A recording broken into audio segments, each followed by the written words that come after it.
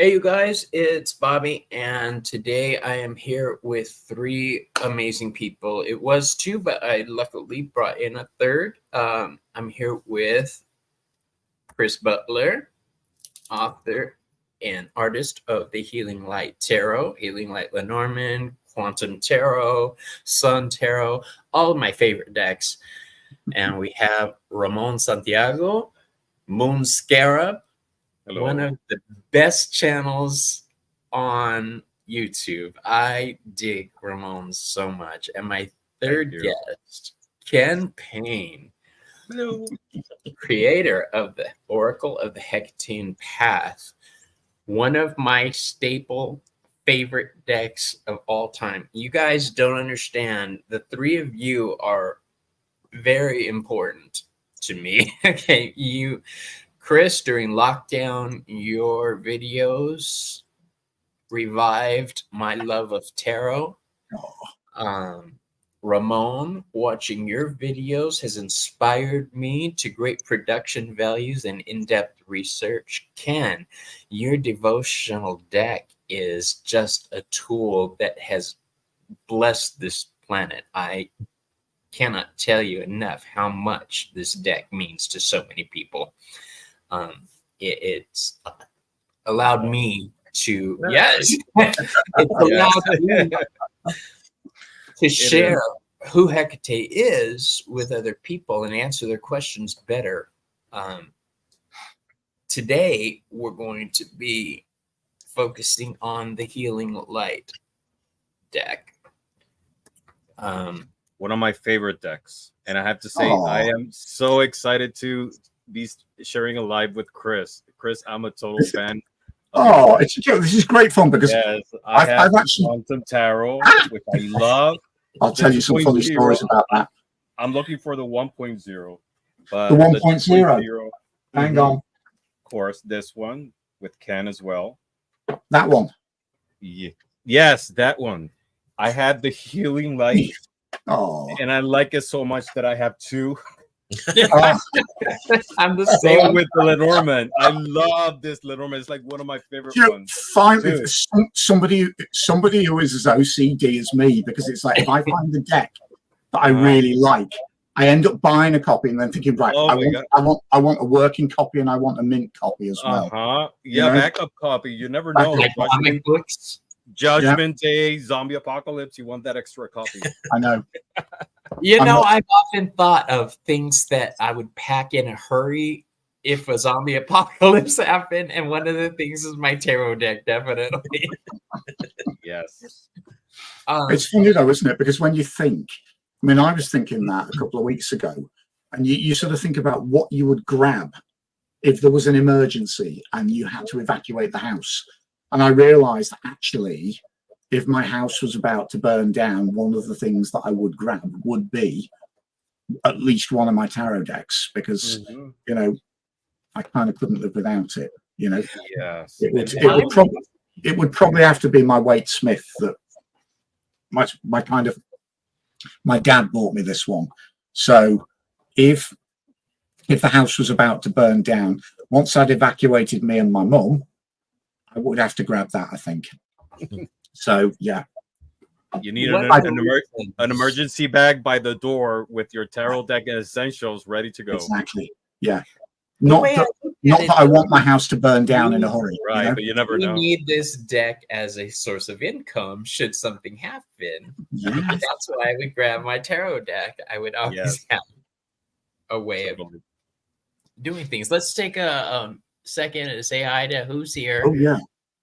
We've got Miss Tarot D. I love Miss Tarot D. Hi, Miss Tarot D. Hi. Sherry. Hello.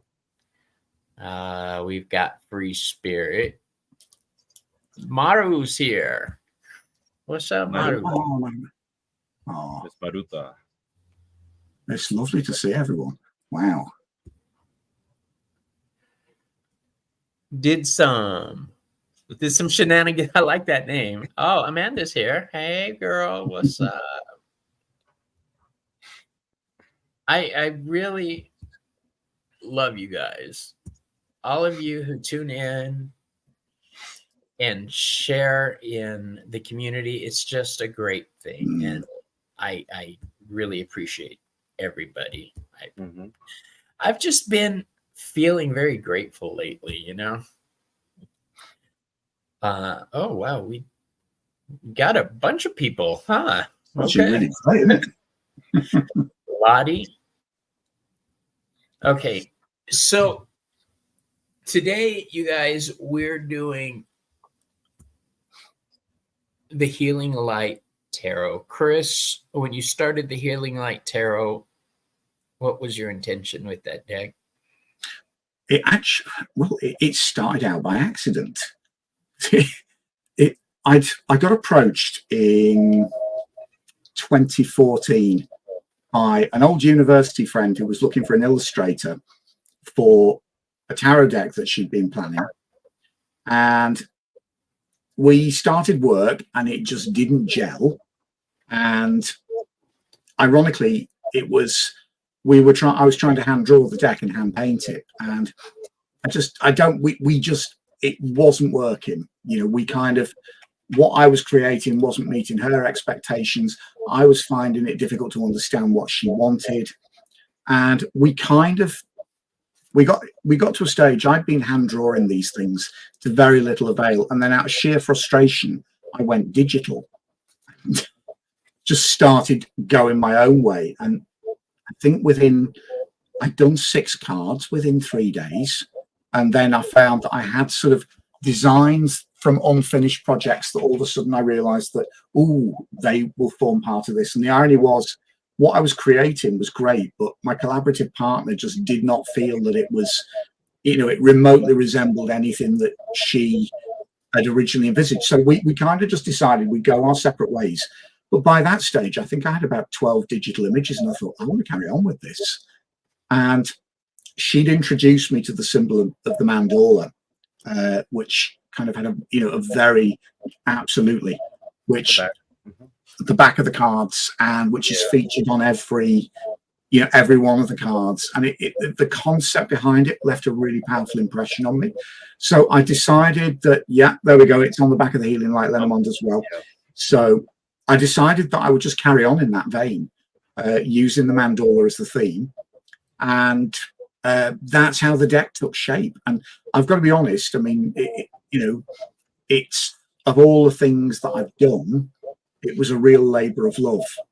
And I'd started, it would have been, I think about 2008, 2009, I'd started work on another tarot deck, just with the, the sort of idea of doing a traditional tarot deck. And again, it stalled.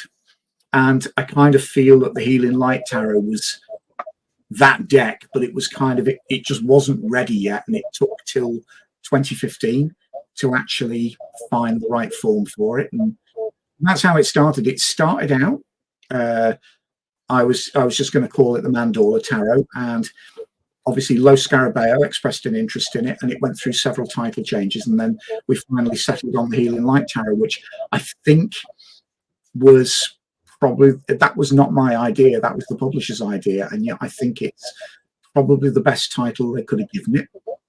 I love the title. It's funny when they said, how do you feel about this? Initially, I kind of thought, it's not what I wanted, but then I thought, this does sum up the whole feeling of the deck. And it was a good move on their part. But so how did the Healing Light Lenormand come about? That was, it was about a year after it had been published. The Healing Light Tarot had been published. And I'd already done one Lenormand, which had been published by Schiffer Books. And I wanted to sort of give it another go, but also with the kind of feeling of the healing, the feeling and style of the Healing Light Tarot.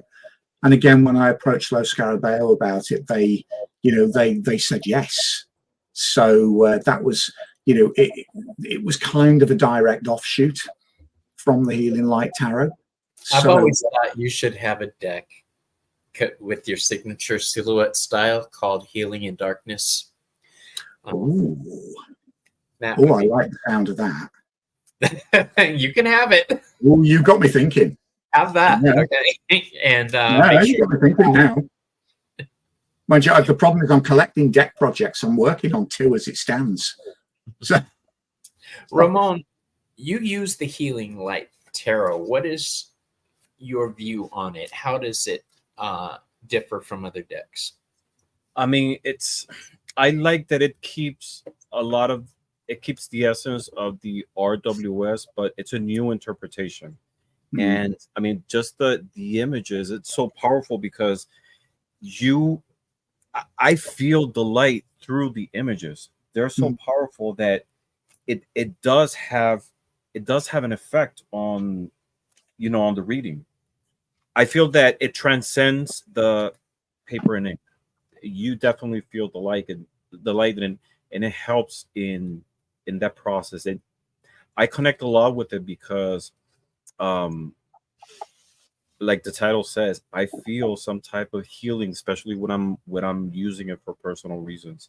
And I love pairing it with the Lenormand. They both go so perfectly. They're amazing. I mean, I'm telling you, those are my 2 favorite pairings, and I use it a lot. Actually, I was on a live last night, and I was using the Healing Light, and I've used it many times before.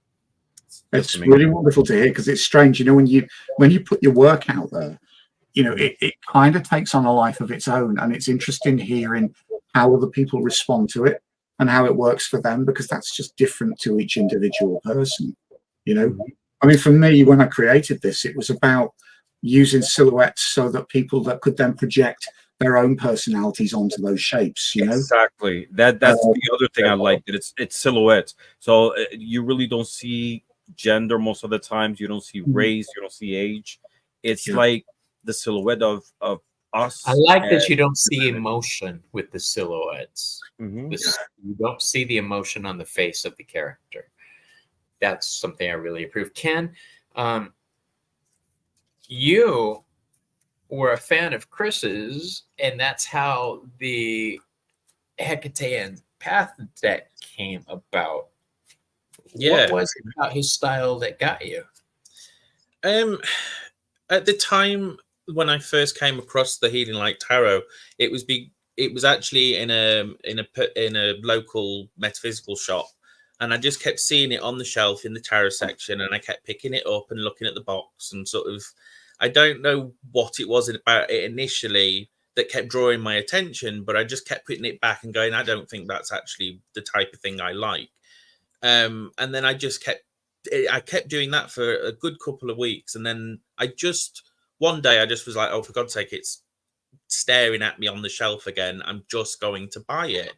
And I bought it, and I brought it home, and I was kind of looking through it, and I was going, okay, yeah, this is interesting. I mean, I don't tend to, whenever I get a deck, I don't tend to read the book much initially. I like to just go through the cards and just see what the sort of feel of everything is. And obviously I'll go to certain cards to see how they've been represented. So I'll always go and look at the 10 of Wands or the 10 of Swords or the Queen of Wands, or the Death card or the Tower card, something like that. And I just thought that there was just something about it that, similarly to what Ramon said and what Chris mentioned about the transcendent aspect of it, and the fact that there was more to it than just a 2-dimensional image. The layering and the texturing and the colors and the play of light and shadow, it kind of just breathed new life into the more well-known Rider-Waite-Smith images, but in a way that every time you would read with it, the cards would look or feel or project differently in a reading. I've had it where in past readings where I've had certain cards come out and they're either really vibrant or really dull, or just something on that particular card is drawn the focus for the reading. And it just so happened that I just started using it, and then I got drafted in last minute, kind of. That seems to be my thing, the last minute sort of drafty, just to do some local like spirit fairs before the pandemic, and they had a tarot reader drop out, and they said like, oh, does anybody want to step forward? And I didn't put myself forward. I kind of got shuttled into it, and I just so happened to have the deck with me, and I read non-stop for 6 hours. I didn't even get a chance to go for a break, because they were just cycling people through. Wow. Like constantly. But the fact was that I was nailing it with this deck, and I was just like, this is amazing. This is literally showing everybody what they need to see and what they need to hear. And everybody was like really blown away, but they were also captivated by it, because when they were looking at the cards, they were really drawn into it. And it just so happened that the more I used it, the more I started to then get that little music inspiration that started to see my ideas in this particular style. And that was kind of what sort of led to the brainchild that became the child of the Hekatean Path. You know, because without the Healing Light Tarot, there probably wouldn't be an Oracle of the Hekatean Path. So it's strange. Rumor has it that you're working on a Hekatean tarot deck. Wow. Yes. There's a possibility, yeah. Can you confirm or deny these scandalous vicious rumors? I'm feeling guilty now because Ken's way ahead of me. It's like, because he sent me like full detailed write-ups of virtually every card and like rough mock-ups, and it's like I haven't actually sort of sent him anything back yet, but it's actually really encouraging, because I didn't know, because I mean we talked about it, haven't we? Well, to be honest, like the brainchild for that was forming at the close of the Oracle project. But I was like, no, we need to finish the Oracle project. And we didn't expect necessarily the pitfalls and the setbacks that life threw at us to get the Oracle to print. But, and I'd kind of shelved what I'd worked on during that time. And then obviously I pulled out some of it which I then cobbled together hastily for my Tabby presentation. And then after I'd given my presentation, Chris kind of took me aside and was like, you do realize you've just pretty much written the guidebook for the major arcana of the tarot project, don't you? And I was like, oh yeah. I'm sat there listening to this talk and thinking, God, he's done his homework. We're halfway there, you know. And then you started, Ken did some rough mock-ups, just of, you know, rough Photoshop mock-ups, didn't you, just of your ideas? And I mean, I was kind of worried initially, because I thought, well, he'd done such a thorough job with the Oracle, and it's 60 cards, you know, and I'm thinking, well, can we do a tarot deck and still do something original on top of that? But then once I started seeing his ideas, I'm thinking, okay. I told you guys, it's kind of blown my brains out, because I'm, you know, I mean, I've got to say, actually, working on the Oracle of the Hekatean Path was the single best collaborative project I've ever done. And then you're thinking, oh, top that. And then all of a sudden he starts sending his ideas for the tarot, and thinking, oh, we're going to have fun with this. You know, I'm really excited about it. Waiting patiently for that tarot deck. I want to say something. We have to do justice to the Quantum Tarot as well. The Quantum Tarot is really similar. I don't know.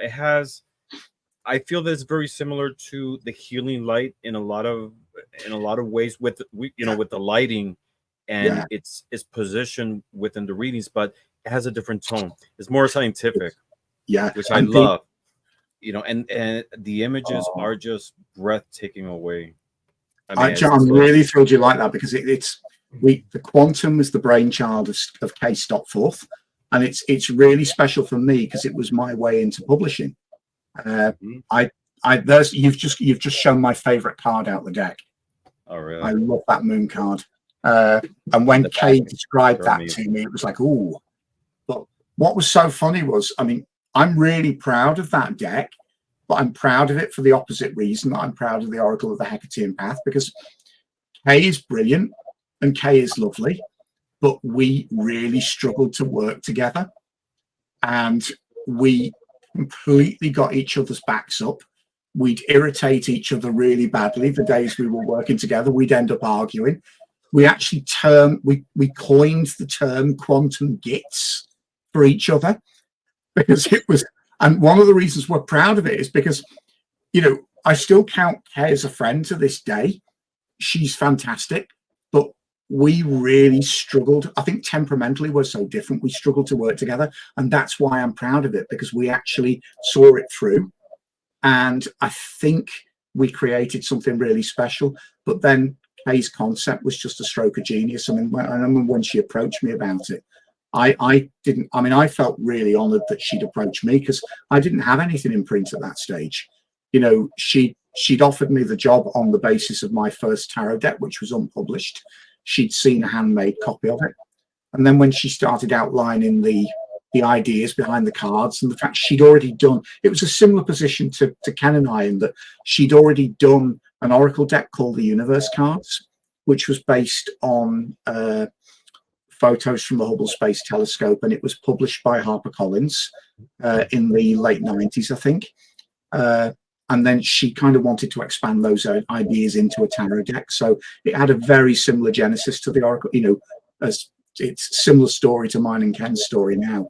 And certainly the fact that we're moving on to a tarot deck. But yeah, it wasn't an easy project, but it's one we're both really proud of.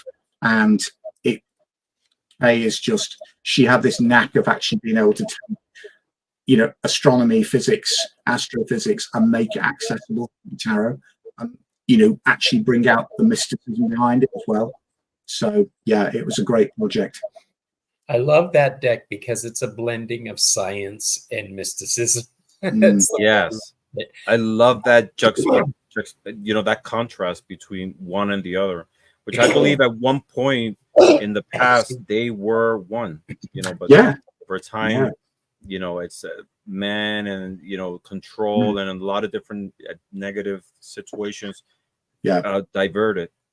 It's only modern society that views sort of science and spirituality and mysticism as something separate from each other. And I think that's what I loved about Kay's concept. It kind of just fused it all back together. You know, I'd love to revisit the Quantum Tarot one day and do a version 3 if I ever got the chance, because one, I think Kay and I would get on much better now because we're older and less hormonal, which is, but also as well, it was kind of part of my learning curve with Photoshop. And I think one of the frustrations was that we would have ideas, but at the time I couldn't do them justice in a way that probably I would be able to now. But, you know, it stood the test of time, which I'm really proud of. You know, and it aged well. It's aged well, yeah. And I love the fact that, I mean, it's kind of a real thrill when, like, hearing you say, oh, I love this, and I use it. Because you think, here we are, like, you know, it was the first version was published in 2008. Kay and I started work on it in 2006. And yeah, here we are in 2024 and it's still out there. So it's kind of just Speaking really of decks that are still out there, Chris, I want to say 2 things. First, you guys, if you have questions, go ahead and put them in now. We're going to be taking questions. Please put some emojis on there so we can see it easier. And the second thing is, I cannot let this session go by without talking about the Sun Tarot. I love the Sun Tarot, and I was lucky enough to get a deck. I not only love, love the cards themselves, because they do focus on the male aspects of life. I like them because they're larger, but I really love the book that comes with it. I truly love that book. It's a wonderful. Actually, it's a full book. Yeah, I think it was 45,000 words, if I remember rightly. So it's a good book. I got to go to town with this one. It's the one project where I got to write a full detailed guidebook. So yeah, and it's kind of this wasn't my coming out process, but this project was my self-acceptance process, believe it or not, which is a different story in itself. But creating this was kind of just one big act of healing for me. So it's very personal. Thankfully, I must have got something right, because every now and again I'll still get messages in my inbox from people who are using it and saying that they really appreciate it, that's really lovely, you know. Your decks are amazing. And Ken, I can't wait until that tarot deck comes. I'm just one of the luckiest people alive, because I get to indulge my passion as work, you know. I mean, that's kind of a bit mean, isn't it?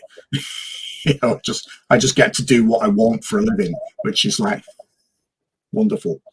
You know what? That's the way I look at it. I love what I do for a living. I am a full-time tarot reader. I teach. It is the happiest I have ever been in my life, leading into my spirituality. I love it. So we got our first question, you guys. Did someone say shenanigans? I love that name. It's just awesome. Great, that, isn't it? Yeah. Before we start, Bobby, unfortunately, I have to leave. But yes, Ramon. Because when we set up the time, there was an issue with the time zone, so I thought it was going to be earlier, but unfortunately, it didn't work out. But I'm looking forward to share with all of you again soon. We have got to do this again, most definitely. Yes, definitely, because you are among the pantheon of deck creators, my favorite ones, and sharing this time with you're going to get disappointed. I'm just some old slag from Liverpool. You know? You're amazing, and you are too, Ken. And thank you for you both working on this beautiful deck, because it's just amazing, and all your works. But we've definitely got to do this again, because I want to chat your YouTube video course as well. Yes, I'll invite you to my channel one day. Yes, both of you. Let's do it. Right. Let's definitely do it. All right. And vice versa. Blessings to all. Later, Ramon. All right, Don. Take See care. you soon. Take care. I dig on that dude so much. He's fabulous. He's really fabulous. Let me just put that. It's just not right that he should be that spiritually aware and have all this going on. It's just not. It's just not right. Some people have got it all, love. You know. Right. All right, now let's jump into, did someone say shenanigans? I'm struggling with PTSD, panic disorder, and I have no idea how to move forward. I've been writing a book of my life, but I don't know if I'm on the right path. Can you read for me? Hell yes, we can read for you. Absolutely. Yeah. I'm like, what better deck than the Healing Light deck? Yeah. Do you know what? Where are we? I'm gonna use this. This was my hand printed pre-publication copy. Ooh.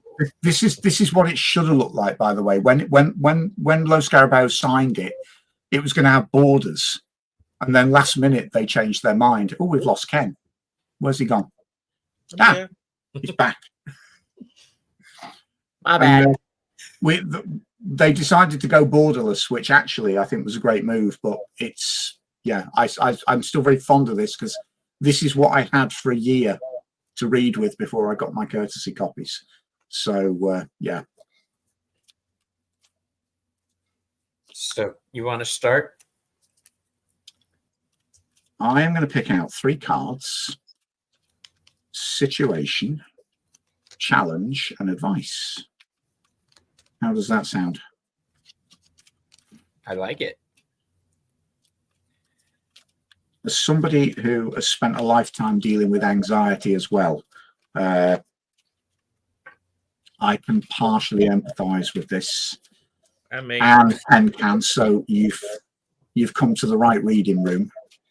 I'm not saying we can solve it, but we can stand with you in solidarity. So I love that. Situation. I'm going to pick 4 cards because I'm going to pick an encouragement card as well. Situation, challenge, advice, and encouragement. Okay.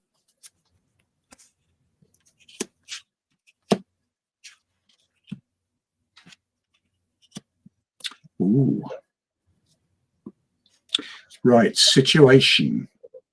I've got the Page of Swords. So I'm kind of sensing here in a position of learning, but also in a position of vulnerability. And I also see this page as being, what's the word? Cautious is one way of putting it, but also fearful of opening up to people. There's a sort of element of mistrust about this guy. And I've put the mandala around his head because it's actually, he's in headspace and that's where the healing needs to be. And that was something quite personal for me when I was designing this, because my sort of anxieties and panics very often came from a place of over analyzing and a place of introspection. So this, I would say, sit with your vulnerability, but at the same time, take the risk to sort of open up to the people around you that you trust. If there is nobody around you that you trust, start to reach out and seek like-minded people. So that's where things are at. The challenge, interestingly, is the Two of Swords, which I see this as the denial and anxiety card, because I've kind of, this is one where you've not got a silhouette, but the hilts of the swords are kind of blocking her eyes. So there's a kind of part hint of denial here, but also a part hint of anxiety, an inability to see a way forward, difficulty in keeping things balanced. So again, also here, the mandala surrounds the white dove, and I wanted to put that little symbol of freedom in there, because for me, when she can shift those sword hilts, she'll actually be able to see more objectively, and then there will be this kind of sense of liberation and freedom. So the challenge again is one of, you know, one of courage, daring to sort of step outside yourself and daring to connect. Maybe daring to look at the things that you're frightened to look at. Advice, Ace of Wands.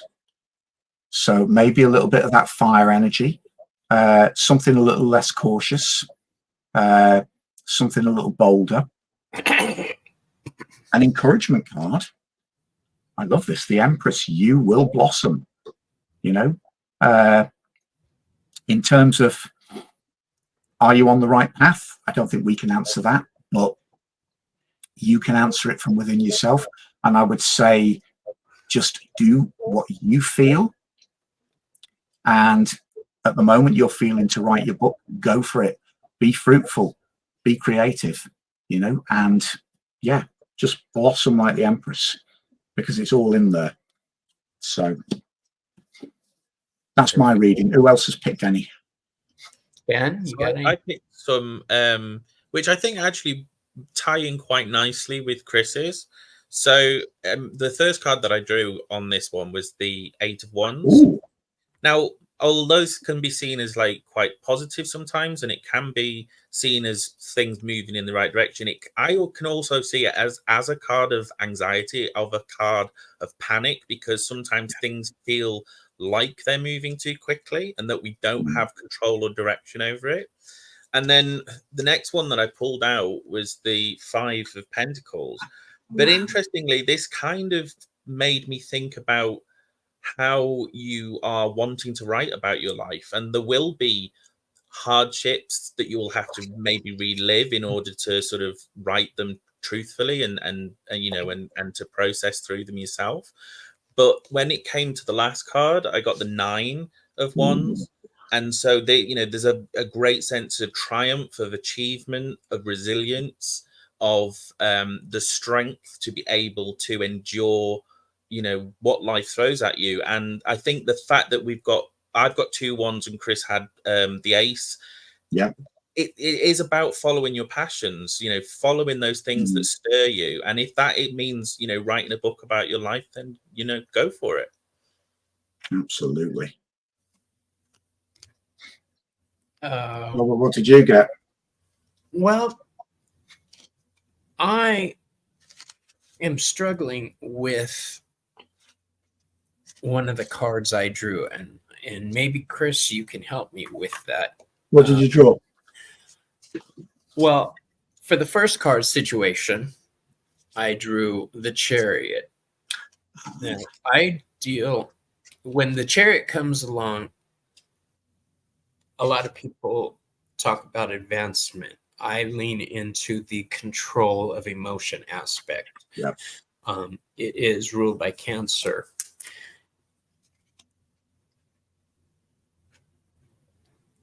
It seems to me that the PTSD is really screwing with you.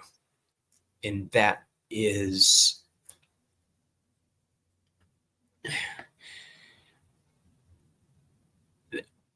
I want to ask something, but I don't want to put you on blast. Have you had to...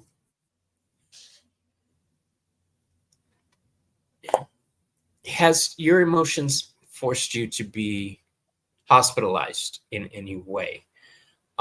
Because the next card I drew was the Tower from the Lenormand.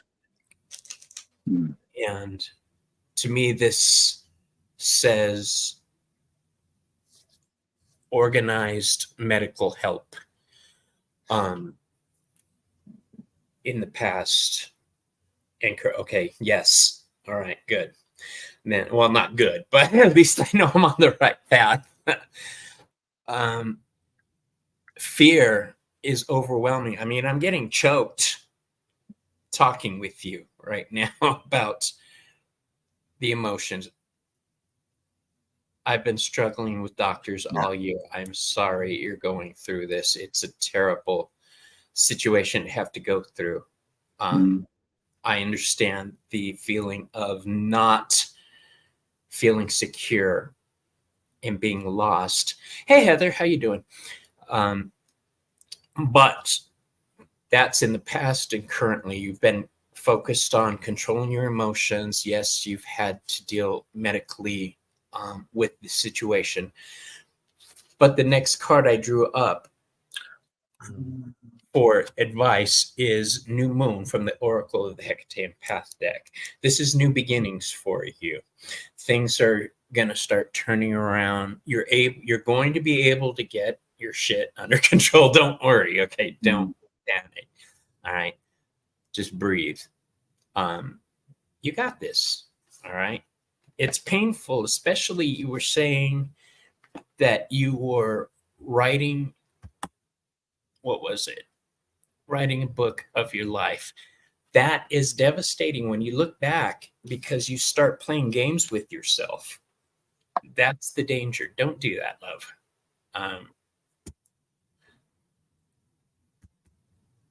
Be gentle with yourself is all I'm saying, okay? All right. Nettie P. Could I have you, please? Marion's just popped in. Hi, darling. Have you got the wax off the wall yet? I don't even want to know what that means. She posted on Instagram that she blew a candle out rather than snuff it, and she's ended up putting wax all up the wall. And so she was asking me if anybody knew tricks to get it off the wall. And I said, given the amount of wax splatter, I was like, what did you blow it out with? A sneeze? We went everywhere. Okay, Nettie is asking for just a general reading, I guess. Okay. Who wants to start? Shuffle, shuffle, shuffle. I'm just putting my cards. This is my back first on. time using the Lenormand deck, Is it? and I'm very excited. Yes. I don't do well with card combinations, but on single card draws, I'm the bomb.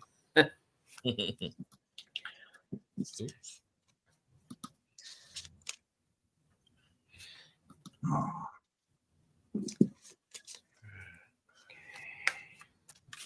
Nitty's first card.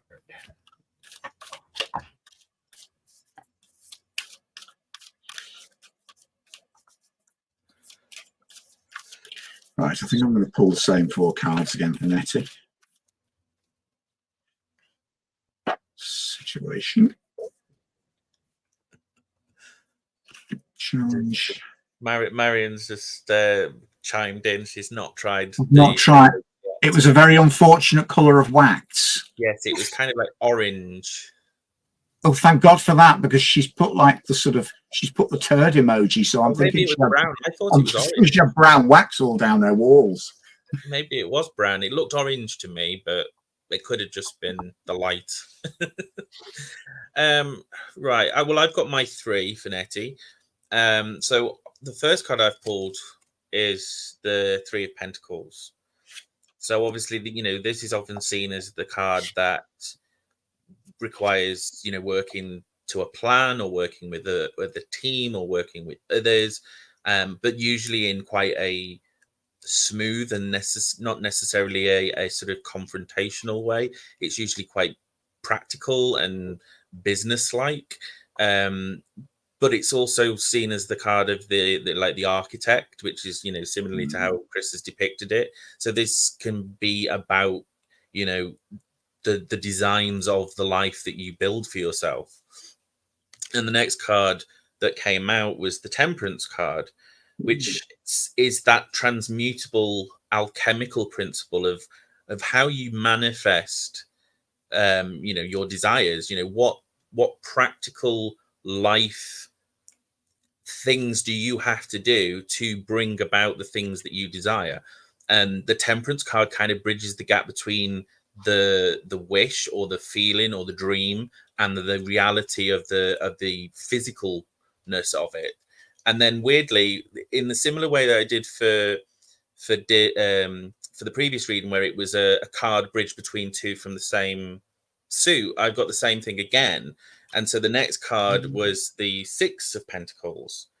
And obviously, I always see this as a card, not strictly just about the sort of the sharing, the charity, the sort of balancing aspect of it.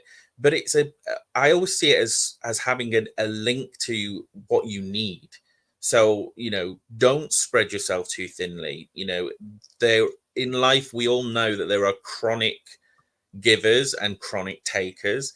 And unfortunately, the takers always take and the givers tend to always give. And sometimes you have to sort of draw that back in and actually hold your resources to yourself, because if you want to manifest the plans you're orchestrating, you need to focus the resources on yourself and not spread it too thinly. So that's what I think. Robert, do you want to go next? I do. Go for it. I drew for the middle card, the Tower again, after all that shuffling. So I want to point something out before I go on to everybody else. The last reading I did for did someone say shenanigans? You saw me struggling to not say certain things. Tarot readings can be very personal, and we as readers have to decide exactly how much we're going to share in public, and that is why sometimes we struggle. There's people watching, and I don't want to put people on blast where they don't need it. The first card I drew is Liana, the lioness, for strength. Okay, but it came out upside down, which means you're not believing in yourself right now. The Tower is the middle card again. This says to me that reality is tough for you. Uh-oh. Hold on. There you are. I hit a button and another screen popped up. You're still here. It says to me reality is beating you down right now. You're stuck in the physical world. There's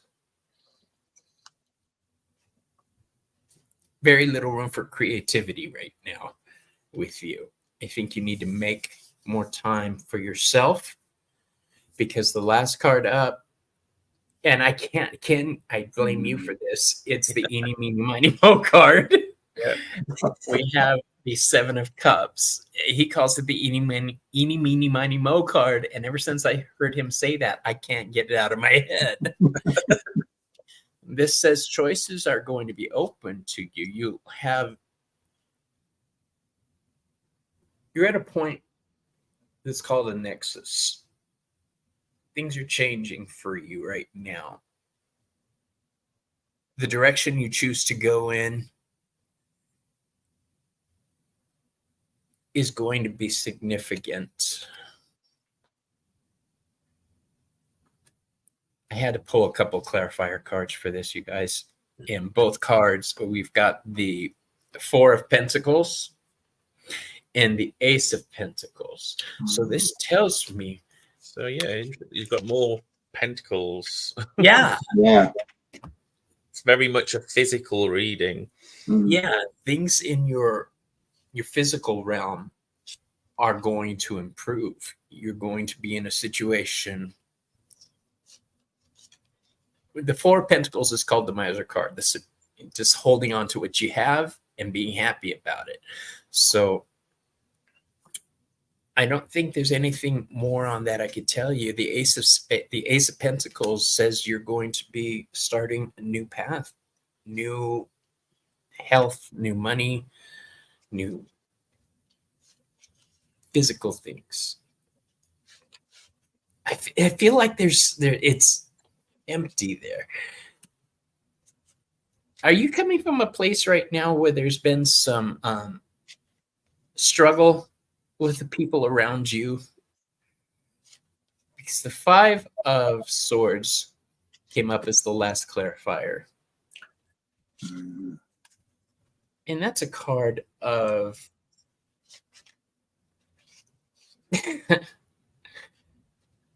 some people say it's a bad card. I don't think it's a bad card. It depends on which side you're on. If you're the guy holding the swords, you're in a good position. If you're one of the two people walking away, you're not in such a good position. But I get the feeling you're going to be in the one holding all the swords.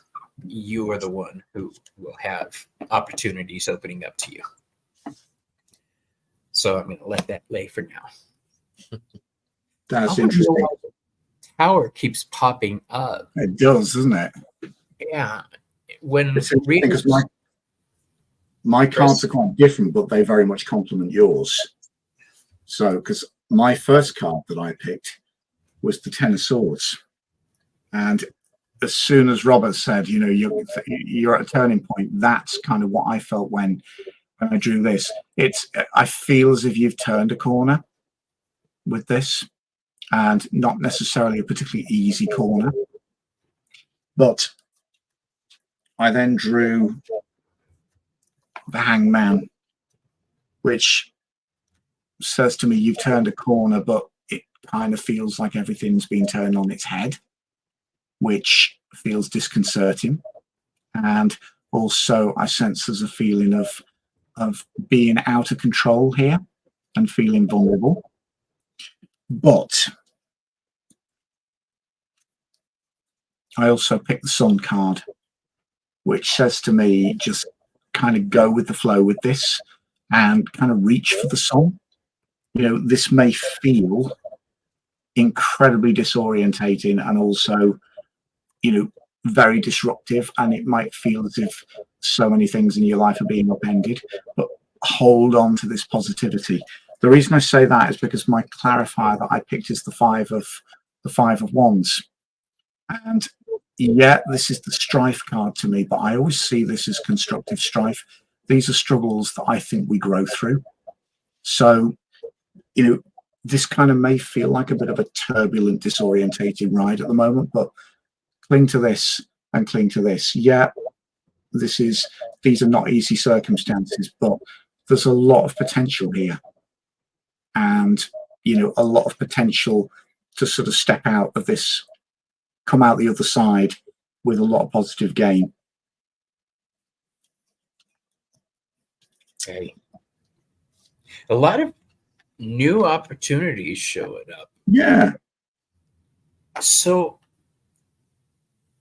Maleficent, I have a question. You posted on here, you've been single for 3 years now. All my relationships in the past were unsuccessful. I can't figure out where the problem is. Am I doing something wrong? I am a woman of 35 years old. I doubt you're doing anything wrong. Hell no. But it's random, girl. It's you know, I've just sharing a little bit of personal experience. I'm now in a relationship for the first time in years. yeah.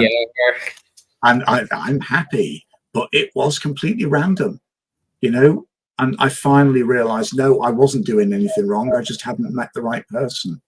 But yeah, but we can pull some cards on that anyway. Okay. Nettie says, thank you. I really needed this reading. You guys are awesome. Oh, And hi, Osiris. How you going? Heather said she's have a great rest of your day, gentlemen. oh, Marion, it's Tuesday, Mars Day. Mars rules the tower astrologically. There you go. All right. This is why I love having this woman in the room. She's my astrological goddess and guru. She really is. She knows her stuff. Actually, I need to ask Marion at a later date about my my placement of the asteroid Hecate in my natal chart. Now that would be interesting. Because I found out where she was. I just don't know what it means. Marion, do you think you would consider coming on my channel and talking about astrology? Oh, hell, you've got to have that woman on your channel. She's fantastic. I would love to put her on and take her down the fool's journey. That'd be fun. Yes. All right, so Maleficent. I'll start off. The first card I'm picking for you is Kerberos, Obstacles, Cerberus, the big scary dog.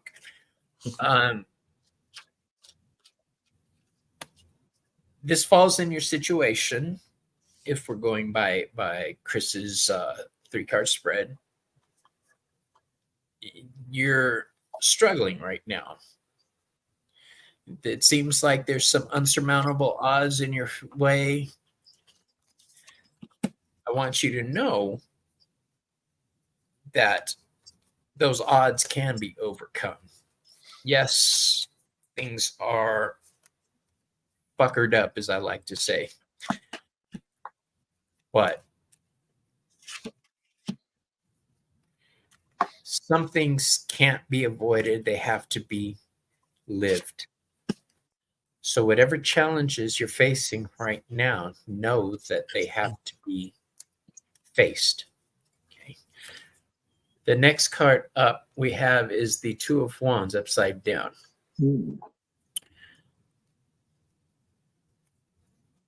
Plans that you're making need to be reevaluated. Okay.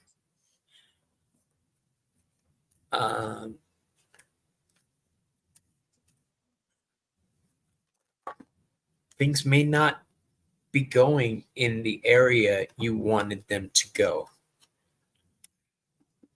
Your last card is the Woman.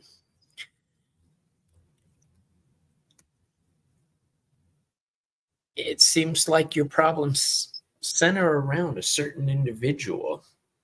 Is there somebody standing in your way or giving you problems that is causing you, what's the word I'm looking for?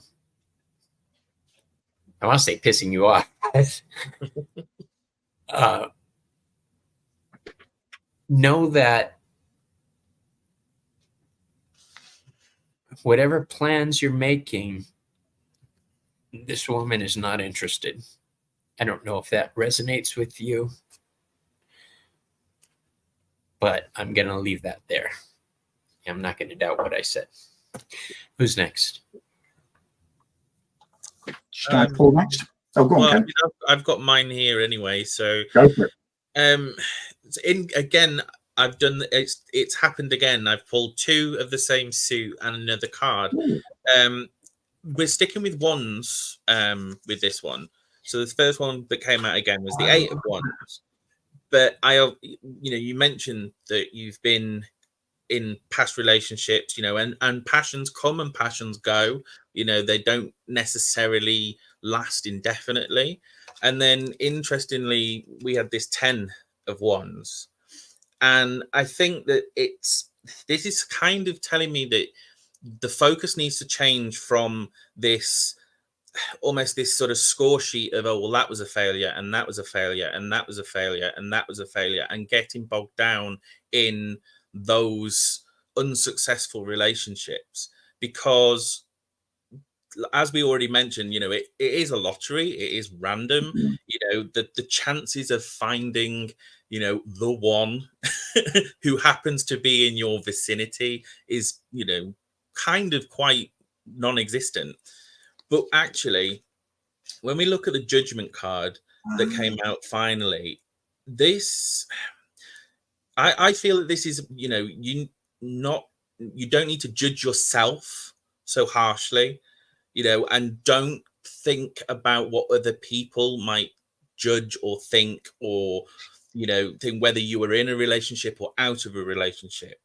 It is about, first and foremost, love yourself. Look after yourself, invest in yourself, because as Chris is probably likely to attest, when you're not looking for it, it tends to fall in your lap.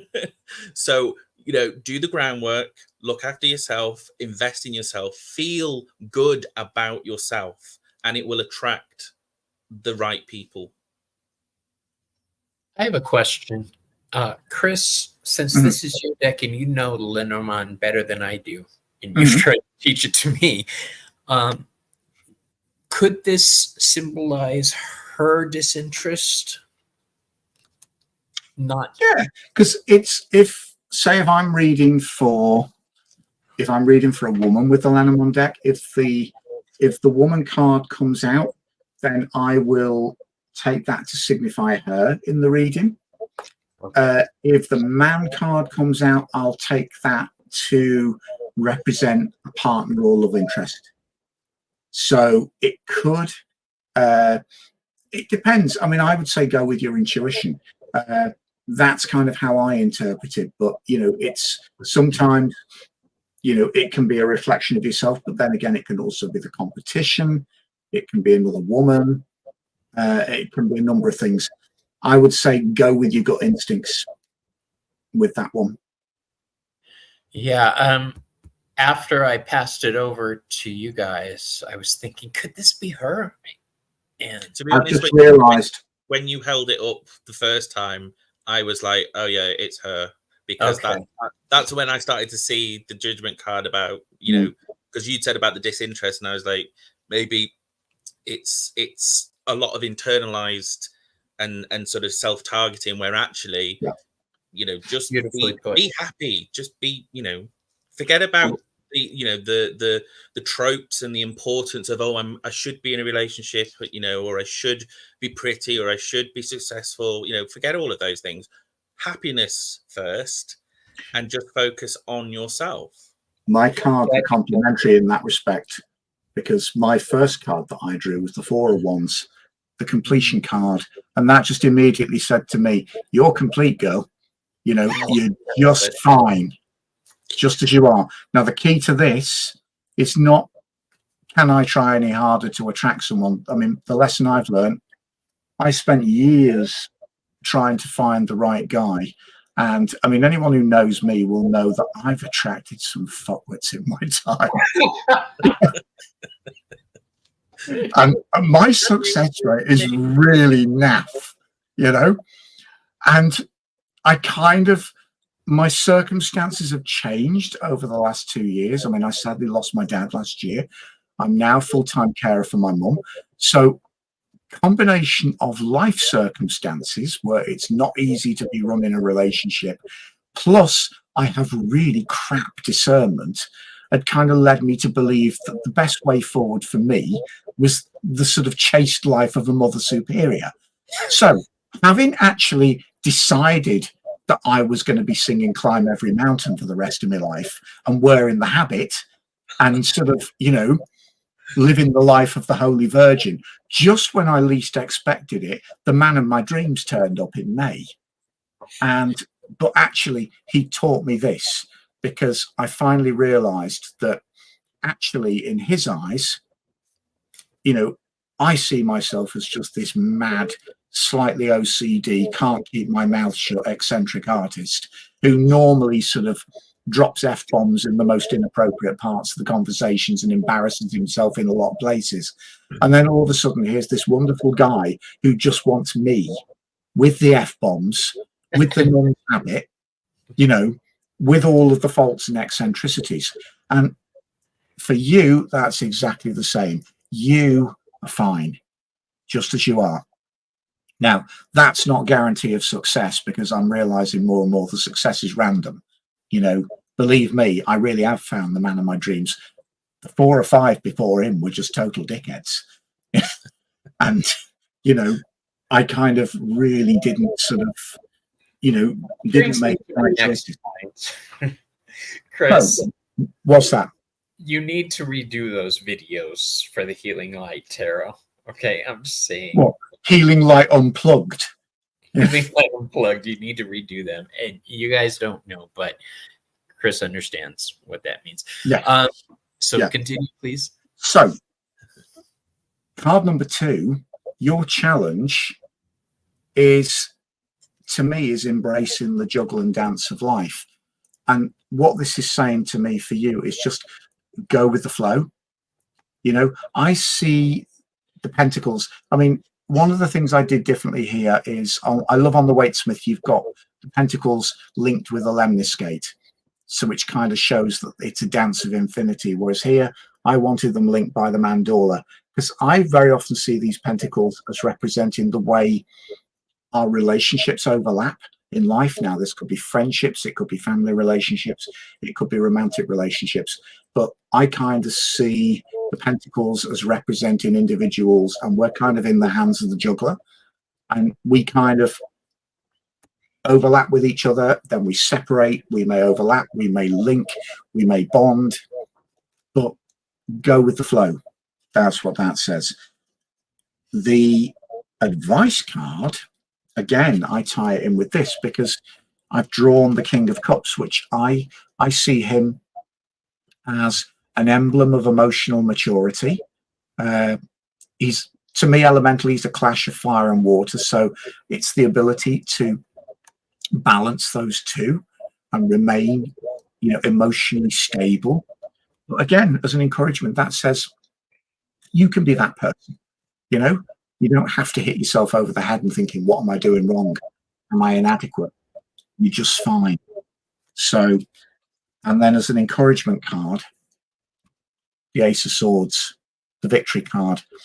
You can be victorious, you can be fulfilled, you can be you, whether you're in a relationship or not.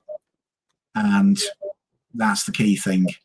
And take that from a Trappist nut who kind of wasn't expecting to be in a relationship, but awesome. Okay. Hopefully that's Marion's putting lots of laughing symbols on. It's probably the apparition in her head of me and nun's habit. That's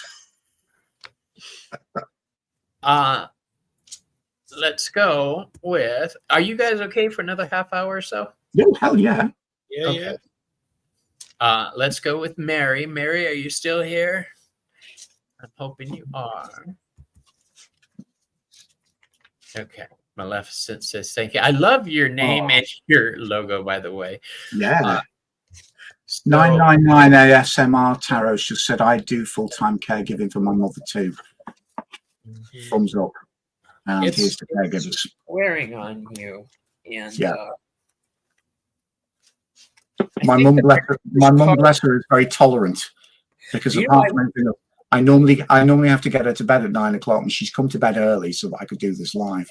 Oh, so the very first card I ever pulled for you, Chris, when I met you last year was the 10 of Wands. I remember. Oh yeah. And that kind of opened up a lot of doors for me. That first conversation with you, it made me understand that this deck better, and that card in particular, because the image you have of the 10 of Wands is a bug on the back instead of and I love that. It's just awesome. So let's go. Oh, I'm sorry. just to before we go any further, just to give a real shout out to the guy that inspired that card. That's inspired by this amazing, really amazing surrealist digital artist called Igor Morsky. So if you're interested, Google his website, and because I found this incredible artwork he did, very photorealistic, with this old man with this giant bug on his back. And the minute I saw it, it just, you know, when something really hits you, and that's what inspired me. I thought I want to do that in silhouette because it just wants to me. Picture made me look at the card differently, because it's not just carrying everything, it's being overloaded with everything. And that's what struck me when I saw the original image that inspired me, because he's bound to the bug, you know, and sometimes, you know, you can kind of throw off those burdens. I mean, I like to think that, you know, if he stood up, he could kind of cast that off. But I wanted to sort of pick, you know, one of the reasons I kind of picked this and kind of paid homage to that Igor Morsky image was the fact that it just really showed the full horror of some of the burdens that we can carry, you know, and, you know, how they do bend us over double, you know. I'll tell you what freaked me out about that card with the bug on the back is I don't like bugs. I think they bite and they can eat you and get you down and strip your body of flesh. So when I see that card, to me, it says it's like the strength card. It could attack you. So you have to be careful with the load you're carrying. Yes. Yeah. But I get weird when just bear with me. I think I'm going to swap decks. Okay. Because I just want to use my standard copy that you're using as well. There we go. Mary. Let's see. The first card I'm going to draw for you, my dear. Are we reading for Mary? Yes. Fabulous. Is Pharmakia. Knowledge. Studying. What are you studying right now, love? Whatever your course of study, please continue with it. It's going to enrich your life. If you're thinking about studying something, break down and do it. All right.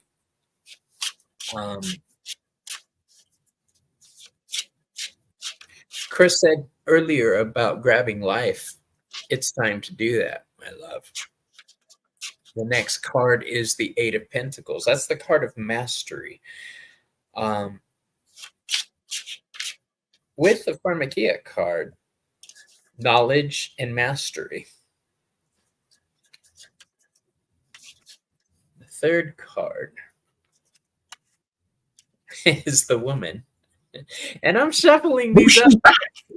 Yes, I'm shuffling these up very well. So, but now I know that this woman is most likely you. So your focus is turn light to travel and stay in campgrounds. Did you just say you've got the Eight of Pentacles? I did. So have I. Mary, are you studying or in school? Or what's going on, dear? She likes to travel. That could definitely be part of the pentacle realm, the earthly realm. I've got a travel card as well in this. Interesting. I'm interested, Mary. Are you studying something right now?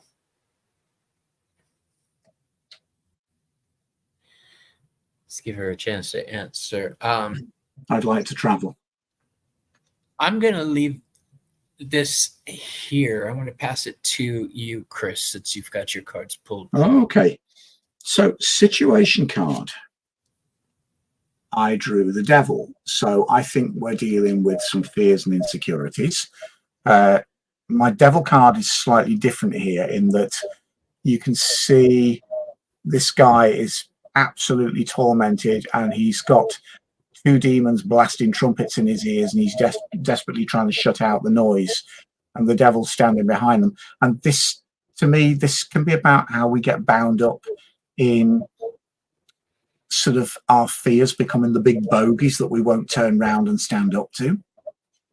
So that kind of, for Mary, I'm kind of saying, what are you frightened to face? You know, She's studying tarot right now. challenge, Eight of Pentacles. So, I mean, this for me, this is the card of application, but it's also the card of putting your skills to fruitful use. Now, I'm kind of wondering whether you're kind of having a crisis of confidence here. You know, this devil card tied to this card of application and mastery. So maybe your challenge is to step into your confidence here. Advice. Oh, I love this. Queen of Swords. You're stuck in the dark night of the soul right now. Now, you need some of her attitude. What I love about this as an advice card with the Queen of Swords, she calls it out, she names it, and she swipes the sword. You know, she does not take any prisoners. So, Dark Night of the Soul. Hang on. There we go. Whatever you're feeling insecure about, take the courage to turn around and face it, because the trumpet blasts will not seem quite so loud when you do. You've got the capability and the ability. It's a case of finding your direction.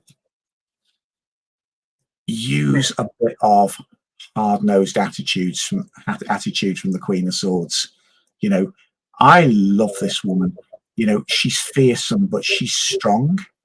And I love the truthfulness of the Queen of Swords. She'll call stuff out. So I would say, as an advice card, be brave, you know, or be as brave as you can. Encouragement card. Three of Wands. This is an incomplete journey. You've started this journey, but it's yet to bear fruit. Give yourself space. You know, your ships have set sail. You're waiting for them to come back loaded. So this is a process, and it's a process. It does not, you do not have to sort of find your answers and find your solutions straight away. Just go with the flow of this. Hopefully that helps. So before I hand it over to Ken, are you studying tarot with the hopes of doing it professionally? Because if that's the case, that's what I'm seeing here. Studying pharmakia, I always associate with esoteric knowledge. I think that you're on the right path. Ken, what you got, my friend? I've got some interesting cards that kind of dip in and out of what you and Chris have said. The first card that I picked out was the Justice card. Now, as you guys were talking, and obviously Mary was kind of chiming in with a little bit of extra detail, I kind of got this sense of the trappings of society, the binding laws and rules and expectations, and the things that are expected of us, that we then somehow feel bound by, because that is just the way things are. And then interestingly, the next card that we got was the Five of Pentacles. Now, you mentioned in one of the early comments about sort of like wanting to travel and sort of go light, and sort of almost like you wanted to leave a lot of things behind and just go traveling and things like that. And I kind of started to see that, but then also started to see, I suppose, that the anxieties behind taking a chance or taking a risk, and the fact, of what you may either be perceived by other people or, things like that. But then similarly to the way that Chris pulled the Queen of Swords as far as a card of like direct action, I got the Magician. So we're kind of building on that sense of, you've taken the sword. Well, now you can, everything that you need, everything that you have at your disposal, as far as your own skill set, is everything that you need. And it's just a case of putting faith in that ability to enact, your desires, and who is anybody, who are other people to sort of tell you no. The Magician just does it. And I think that that's kind of what you need to do, is just trust in your own ability to make the right choice when the time comes. In the Healing Light deck, that is my favorite card, the Magician. It is. That is my favorite card. I love that. He is cool. I totally dig. Okay, Mary says she's not studying professionally. I think you could. I think that this is something you would be good at. So let's go on. Audra, may I have a general reading about my new endeavor? I have ideas about starting. Okay. New possibilities. I think everyone should study tarot, actually. That's really unfair of me to say, Mary. I think tarot is a tool for self-enlightenment. And if you can make a couple bucks on the road, well, more power. Self-enlightenment and healing. I learned to accept myself through designing a tarot deck, believe it or not. I believe it.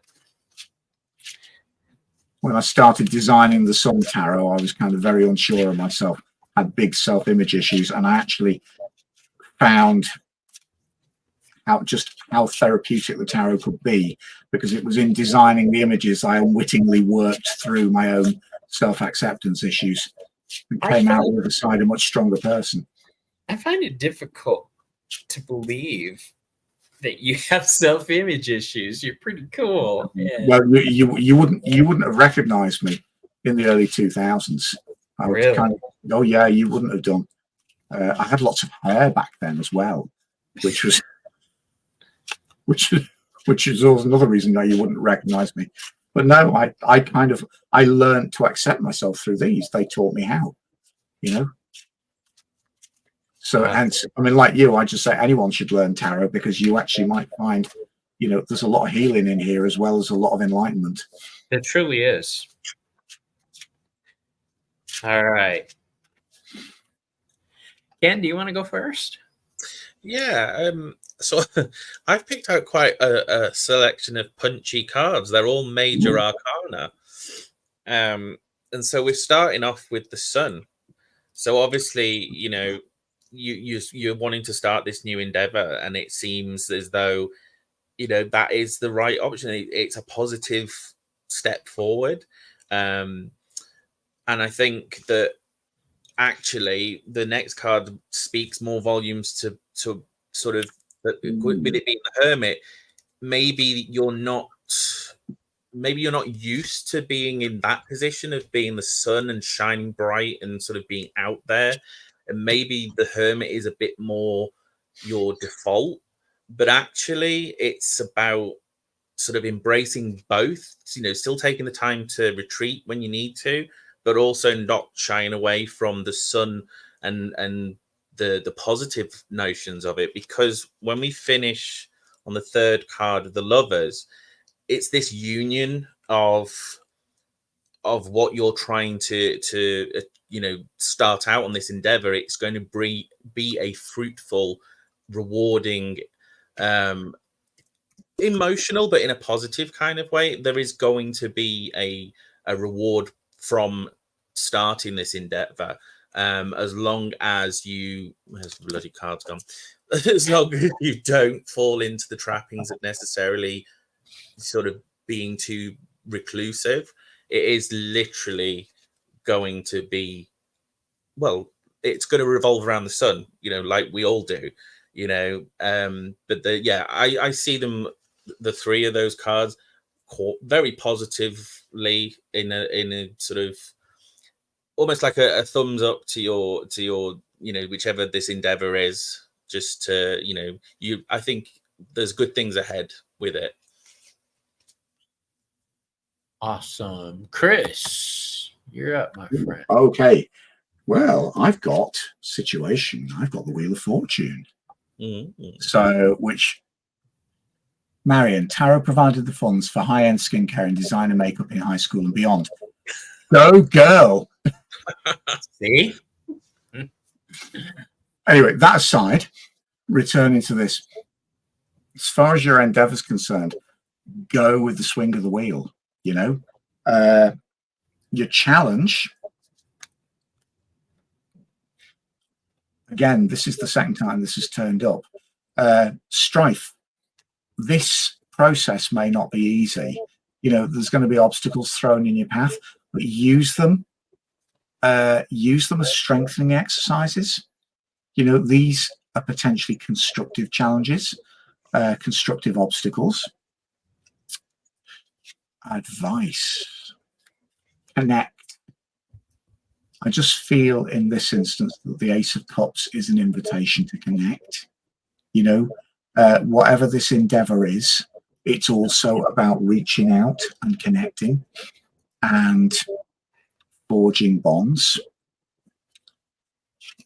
Your encouragement card, the King of Wands, that to me shows you in a place of authority and maturity in whatever you're looking to build. So again, as an encouragement, that kind of says you've got this. You've got the process, and if this is who you want to be and where you want to end up, you've got that capability. That's where the wheel's swinging. Awesome. Okay, so my turn. The first card I drew for you is Hierosphere, the Sacred Fire, Unity. Okay, when this card pops up for me, I get excited. This is the fire of life. This is community. This is getting together with my friends. This is getting together with my friends for a goal. It's usually my coven. I love this card because it's inner strength, inner fire. It's from during my devotion work, I view it as inner fire from the goddess, but go with inner fire. The next card up is the Seven of Pentacles. The Seven of Pentacles is a card of wondering if you've waited too long. Has the opportunity passed you by? Is the timing right? So many questions. You're overthinking everything. I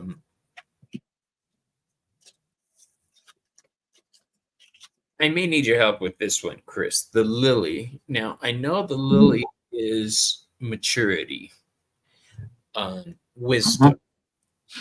Okay, so I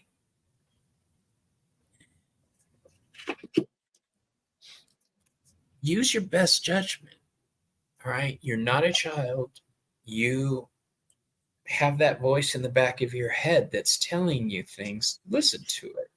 Don't listen to the screamy, doubtful voices. Listen to that one, that fire of strength that's in you. Okay, go with that. That lily as well, if it represents purity, it can also represent clarity. You know, so again, it's purity, but it can be clarity of thought process, clarity of intention, you know, and also the maturity to make informed choices and stable choices. It's got wisdom attached to it. Wisdom is the key word that I'm getting from the Seven of Pentacles and the lilies together. Mm-hmm. You've got mature wisdom. You've got experience backing you. Don't be afraid of the future. I think, you guys, we're going to do one more. Okay. And then we'll call it. This is Osiris. Hi, Osiris. How you doing? Can I please have a reading too? My English is not good, but I'm trying. Don't worry, baby. Mine isn't either. Hey, Gerald's here. Gerald's here. Yeah. I didn't see that. What up, homie? Okay. So, Ken, do you want to start off for Osiris? Yeah, just 1 second. I have a cat on an altar. I need to ensure that things are not going to get knocked off. You know what? I feel that because I'm terrified my cats are going to knock over my candles on my altar. Earlier this year, one of my cats, the eldest one, Merlin, jumped up on the altar while there was a lit candle and literally stood over it while his fur was singeing. It fucking stank. It was horrible. Oh, he was fine. He was oblivious to the bloody thing, but yeah, it was this terror here, little Lady Luna, climbing where she's not supposed to. She's gorgeous. So, yeah, unfortunately, she knows it. I'm going to switch to the Oracle of the Hekatean Path, I think. See, I'm stuck with the Healing Light because I didn't bring any others to the table. But that's fine. I'm doing all three. So, we're going to start with the Nine of Cups, which is quite a nice, buoyant energy to it. It has this nice sort of. I don't like the word sort of wish fulfillment, but it kind of gives that sort of quality to it. There's definitely a sense of freedom on an emotional level where you can, if you can trust the feeling and can trust the information, that you can trust yourself to experience the emotions, and then that will come with a sort of very fertile, nourishing, almost maternal energy that you might want to sort of dwell in a bit too long. It's nice, it's comfortable, it's secure, but actually it's only a short-term thing, and eventually, like when we grow up and we fly the nest, we have to sort of set out on our own, and not sort of rely on those sort of safe, warm, sort of protective spaces so much. And then we got the Two of Wands, and I definitely see that this is a card that will help you to manifest, because it's about bringing any disparate or opposing energies back to the center, back to this central line where the mandalas meet, to find that polarity, to enact on your passions, and to actually energize yourself as you move forward, because you are potentially standing on the world. You know, you have the world at your feet. There's always options. There are always these avenues that you can follow, but don't sort of spend too much time sort of disparately debating. You know, just bring everything that you have at your disposal together passionately and actively, and it will work. All right. Thank you. And to answer your guys' question, no, Ramon isn't here. Hold on. There we go. Oh, you're back. Yeah, I'm back.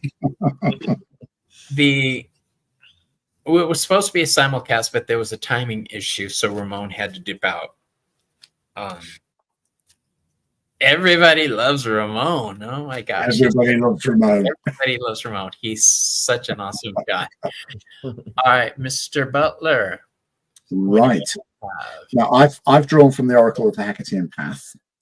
Now, the interesting thing is, my first card and my last card are about protection. So the situation card, I've drawn Proper Liar, the one before the gate, which is the card of the Guardian. Now, as my encouragement card at the end of the reading, I've drawn the Holy Daemon of the Lower Realm, which is the protection symbol. So these will make sense when I show you the other two cards. The first thing that came to me here was find your safe places, find your safe people, because your challenge, I've drawn the Barbara Fora, the Eater of Filth, and this is the cleansing card. Now, this says to me, when I say find your safe people, find your safe spaces, find the places where it's safe for you to open up and face your own inner turmoil and demons at the moment.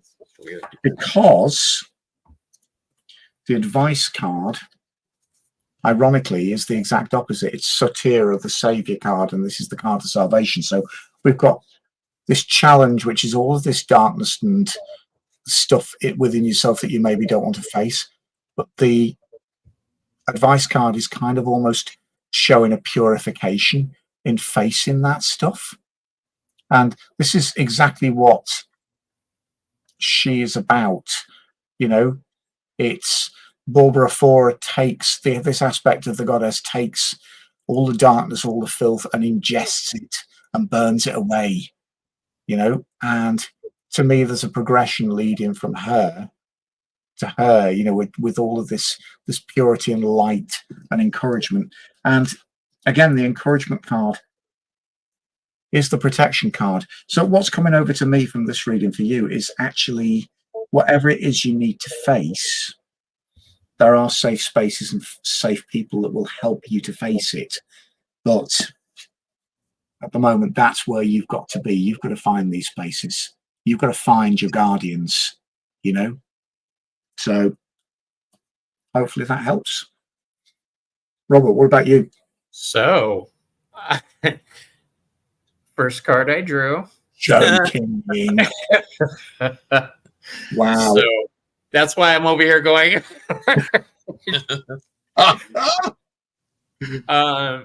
Okay. Everything in this reading points to you taking action, you having the upper hand right now to proceed in the path that you want. And I say that because the next card I drew is the Magician, my favorite card of this deck. I mean, look at that. It's gorgeous. I when I got this deck, I just sat there staring at every aspect of this card. I love it. You know, that card was an accident. Really? Because that's not what I planned to do. And of course, what I planned to do didn't work. And then I just ended up improvising for 3 hours on the computer. And then all of a sudden, it was just like, it was there. And it was the other thing that I kind of realized about after 3 or 4 abortive hours, that my inspiration should be coming from the Thoth card. So I loved that other alternate Thoth image with the Magician with all the arms. Yeah. And that's what he ended up getting based on. So, but he was an accident. He was a channeled accident. So I'm glad you like him, because he almost didn't happen like that. Oh, I love it. Look at this, you guys. It's Budamus, as we say. You have the challenge for you is decision. Just deciding to do something, believing in yourself. Don't ever listen to people, right? That people suck. Go with your plans. Make your own plans. Don't go with the group. You are protected. We see that with this card. We see this card for manifestation and willpower. An aspect that is coming up here for me, though, is communication. There may be some communication that needs to happen in order for things to progress for you, because I see the messenger, the writer. Okay. So these two cards together, they're both ones, they're both beginnings, and they're both communication. Okay, so please take that into account. You need to be willing to work with the world around you. Open up. I'm not exactly sure why I'm saying that, but that rider card is very often somebody bearing a message to you as well, which might help. You know, so I think whenever that appears, it's a case of be open. You know, be open to receive, be open to communication. I love this card. I really do. I love all your cards. So in conclusion, what I have to say on that is be conscious of communications, because they're going to be very important to you. Okay. I have nothing else on that. We are at an hour and 40 in, and I'm going to go ahead and call it, you guys. Thank you so much for being here. And thank you, Ramon, for this is being broadcast on his channel. He was supposed to be here. So I feel like I'm hijacking him a little bit. But I want to thank you guys. It's been a pleasure. And hopefully we'll do this again at some stage. Absolutely. I love reading with you. So if any issues, where did that come from? I don't know. You ever get that feeling that something's left undone? Sometimes. All the time. I have that feeling like something, I'm missing something. I'm sure I'll beat myself up over it later, but for now, we're just going to go ahead and call it. I love you guys. Yeah, Ramon's getting the watch time. Very good point. Yeah. So that's cool. All right, you guys. Thanks a lot, and I'll see you on the next video, okay? Thanks, everyone. See you soon. Bye.